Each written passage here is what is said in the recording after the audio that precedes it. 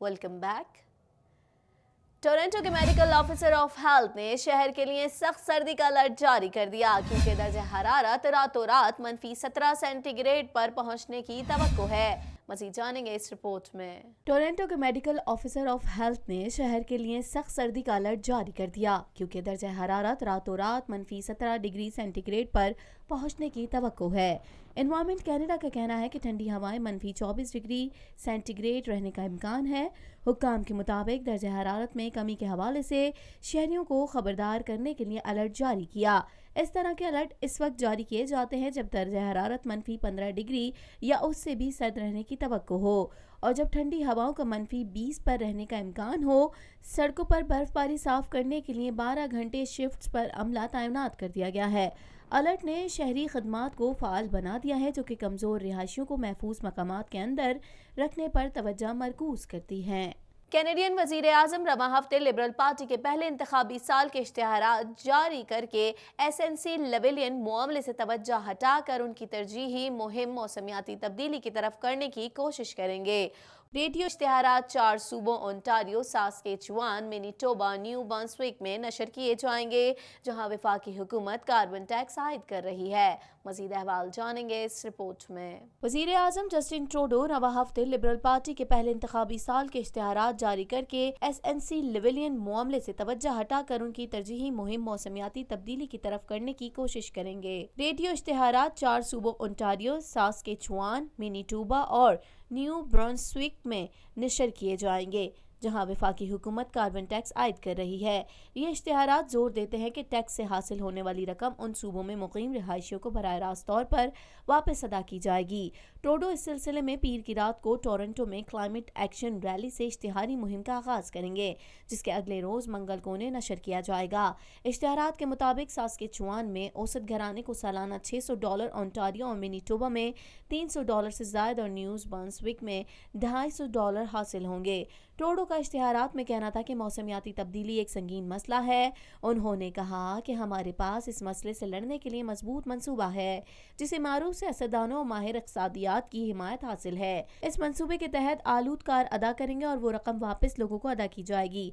Trudeau की हुकूमत सूबे से मुतालबा कर रही है कि वो कार्बन के अखराज पर कीमतें आयद करें जिसमें रवां साल फी टन पर $20 टैक्स शामिल है जो कि सालाना फी टन $10 इजाफे के साथ 2022 तक $50 फी टन पहुँच जाएगा। हुकूमत उन सूबों पर जाती टैक्स आयद कर रही है जिन्होंने वफाकी हद को पूरा करने से इनकार कर दिया है।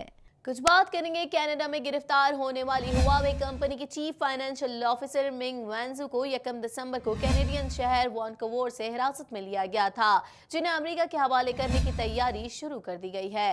मजीद अहवाल जानेंगे इस रिपोर्ट में। कैनेडियन हुक्काम ने हुआवे के गिरफ्तार चीफ फाइनेंशियल ऑफिसर मिंग वेंजू को अमेरिका के हवाले करने की तैयारी शुरू कर दी। तफसीलात के मुताबिक कनाडा में गिरफ्तार होने वाली हुआवे कंपनी के चीफ फाइनेंशियल ऑफिसर मिंग वेंजू को 1 दिसंबर को कैनेडियन शहर वैंकूवर से हिरासत में लिया गया था जिन्हें अमेरिका के हवाले करने की तैयारी शुरू कर दी है। कैनेडियन महकमा इंसाफ की जानिब से जारी बयान में दावा किया गया है कि मैंग वेंजू के खिलाफ ठोस शवाहिद मौजूद हैं जिसके बाद तवील मुशावरत के बाद अमेरिका हवालगी का फैसला किया है।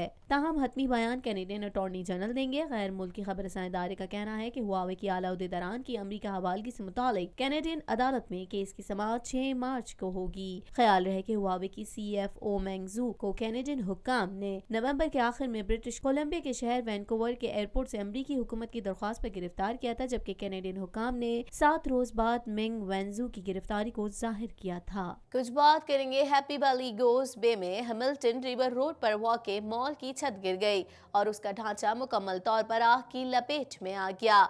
जाए वकुआ पर रेस्क्यू अमले की जानिब से वसी पैमाने पर कोशिशों के नतीजे में आग पर काबू पाया गया। मजीद जानेंगे इस रिपोर्ट में। शिमाली कोरिया ने अमेरिका से कशीदगी कम करने के लिए बड़ी पेशकश की है। शिमाली कोरिया की जानिब से पैगाम दिया गया कि अमेरिका आर्जी पाबंदी उठाए तो एक जौहरी प्लांट मुकम्मल बंद कर देंगे। तफसीलात के मुताबिक शुमाली कोरिया के वजीर खारजा री योंग का कहना है कि अगर अमेरिका शुमाली कोरिया पर लगाई हुई आर्जी पाबंदी को खत्म करे तो हम तो एक जौहरी प्लांट मुकम्मल बंद कर देंगे।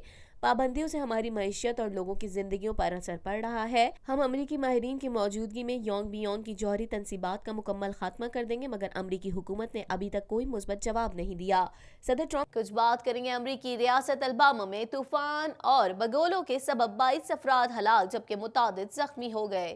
مزید جانتے ہیں اس رپورٹ میں. امریکہ نے اسامہ بن لادن کے بیٹے حمزہ کی معلومات فراہم کرنے والے کو $10 لاکھ انعام دینے کا اعلان کر دیا. بین الاقوامی میڈیا کے مطابق امریکہ نے القاعدہ کے سابق سربراہ اسامہ بن لادن کے بیٹے حمزہ بن لادن کے بارے میں معلومات فراہم کرنے والے کو $10 لاکھ دینے کا اعلان کیا ہے، جبکہ امریکہ پہلے ہی حمزہ بن لادن کو سرکاری طور پر عالمی دہشت گرد قرار دے چکا ہے. امریکی دفتر خارجہ کے مطابق حمزہ بن لادن اسلامی اکثریت پسند گروہ کے اہم رہنما کے طور پر سامنے آئے ہیں اور انہوں نے اپنے والد اسامہ بن لادن کی موت کا بدلہ لینے کے لیے آڈیو اور ویڈیو پیغامات بھی جاری کیے ہیں، جس میں انہوں نے اپنے پیروکاروں کو افغان طالبان کا قطر میں ہونے والے امن مذاکرات سے متعلق کہنا ہے کہ امریکہ کے ساتھ امن مذاکرات جاری ہیں لیکن ابھی تک کوئی معاہدہ نہیں ہو سکا ہے. مزید جان لیتے ہیں اس رپورٹ میں.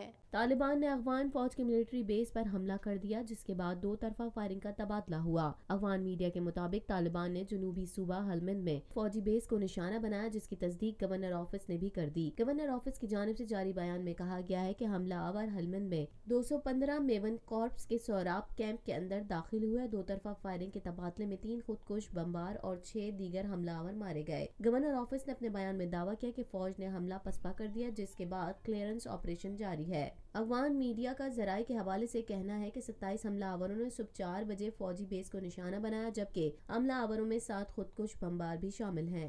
کا کہنا تھا کہ امریکہ کے ساتھ مذکورہ 2 نکات گفتگو ہوئی، تاہم ابھی تک کوئی معاہدہ نہیں ہو سکا کیونکہ 2 مسائل کی نوعیت انتہائی حساس ہے. کچھ بات کریں گے شام میں القاعدہ اور داعش کے حمایت یافتہ جنگجو گروہ نے اتحادی افواج پر حملہ کر کے 21 اہلکاروں کو ہلاک کر دیا، جبکہ جوابی کارروائی میں 5 جنگجو بھی مارے گئے. مزید جان لیتے ہیں اس رپورٹ میں. شام میں القاعدہ اور داعش کے حمایت یافتہ جنگجو گروہ نے اتحادی افواج پر حملہ کر کے 21 اہلکاروں کو ہلاک کر دیا، جبکہ جوابی کارروائی میں 5 جنگجو مارے گئے. بین الاقوامی خبر رساں ادارے کے مطابق شام میں داعش کے آخری ٹھکانے ادلب میں جاری جنگ کے دوران القاعدہ اور داعش کی حمایت یافتہ شدت پسند جماعتیں النصرہ، التوحید اور الحرار الدین کی مشترکہ کارروائی میں بشار الاسد کی اتحادی فوج کے 21 اہلکار ہلاک ہو گئے. اتحادی افواج کی جوابی کارروائی میں 5 جنگجو بھی ہلاک ہو گئے. 3 ہفتوں سے جاری فریقین کے درمیان گھمسان کی جنگ میں یہ داعش کی بڑی کامیابی ہے. ادلب کا یہ علاقہ داعش اور اس کی حمایت یافتہ گروہ کا آخری ٹھکانہ ہے، جہاں تاحال جنگ جاری ہے.